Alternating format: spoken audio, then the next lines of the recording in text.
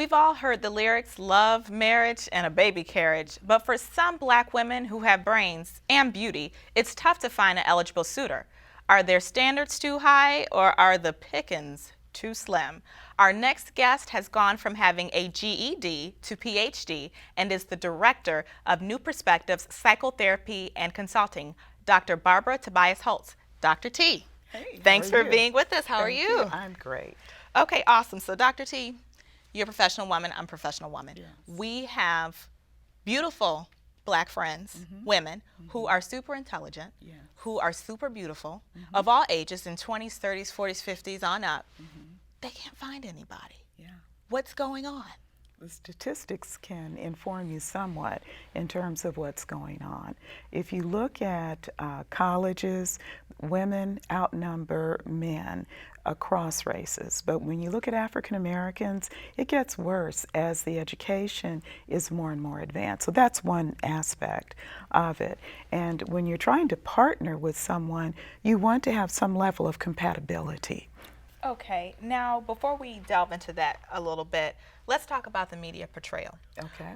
We've all seen the sort of Devil Wears Prada, the gorgeous, successful woman who's kind of mean, rude, and kind of tooting her own horn because of her success.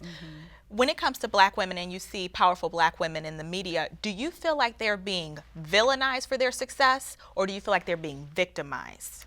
I think they're probably being villainized. All of my friends, for the most part, are highly educated, successful black women. The women who come into my practice are highly educated, successful black women. They very much want a relationship.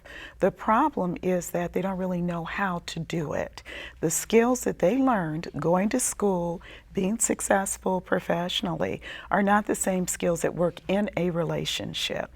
So I don't believe that black women are villains, but I do believe that the relationship between black men and black women, it's co-created. So men come with their perceptions of us, and we come with our perceptions. And many times we continue to function that way without checking in with one another to see if those perceptions are accurate.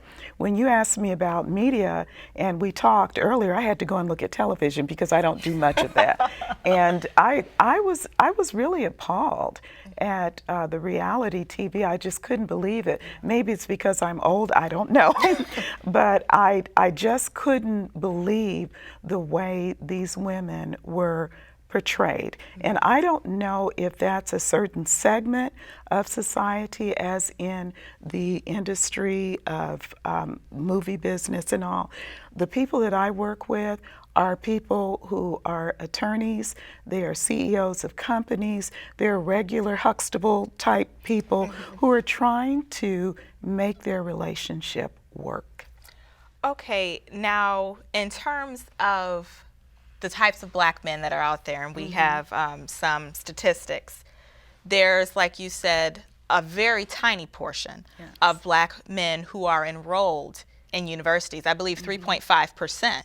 Then you take into account those who are incarcerated, those who are unemployed, those who have no formal education. So are the pickings just too slim for black women, for educated black women, friends Pickings like are ours? pretty slim if you are only going to pick oranges. Okay. And that's probably pretty controversial. I will be 61 in August. You look great. Thank you very much, and thank you to my trainer. But I grew up in the 50s and the 60s, and there was a sense of black pride, and our partner pool would only be African American men.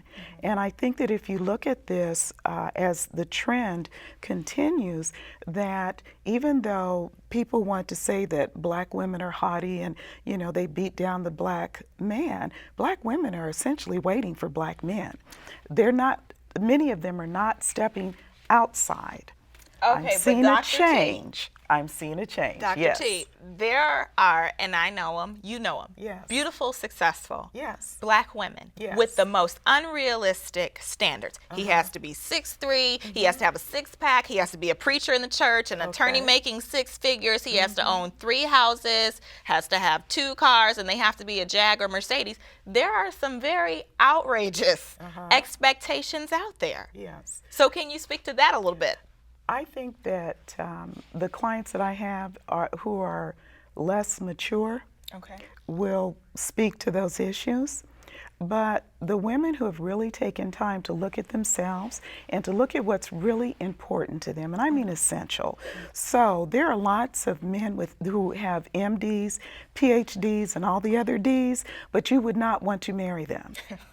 And the same with women. And so when we look at compatibility, it isn't about income, it isn't about education. However, there is an intersect that along socioeconomic lines, there is a basic compatibility among people who belong to a particular income strata. Okay. So does that mean that a woman is too picky if she doesn't want to date a man with a college degree?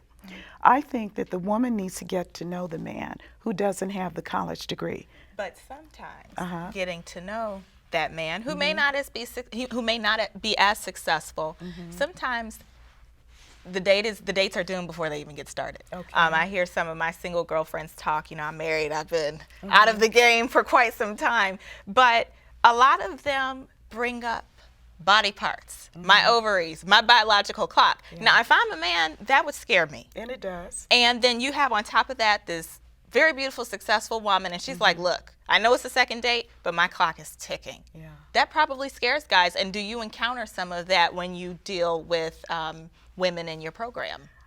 I don't think that the women that come through our program are quite like that. I think they're a little more strategic. Okay. But I think that the energy that they give off will often indicate, I'm ready. One woman said, my ovaries are hydrogenating. And so, which brings up a whole nother issue about sex. Right. And so there is this pull to be intimate, and there's this pull to have this relationship, and then there's this other pull, the pull that says you shouldn't do this, you shouldn't do the other, and so it becomes very confusing, very mixed. I don't believe that the women that I primarily work with are going to start out the date with, I've got these ovaries and they're dying by the day. That does not happen. But it's scary. It does happen, Dr. T. I've heard some pretty scary stories. What I have found more often is that people don't know how to date. Oh. And they become involved when they're on a dopamine high, which is a neurotransmitter that leads to the LSD experience, where you are hallucinating. That's how you felt when you first met your husband. Oh, well, Dr. When you couldn't think straight. Well, Dr. T, thanks so much for joining us. We're out of time. Oh, God, I could talk to you for hours. When we return, I'll talk with Nisa Muhammad, founder of Black Marriage Day. Stick around.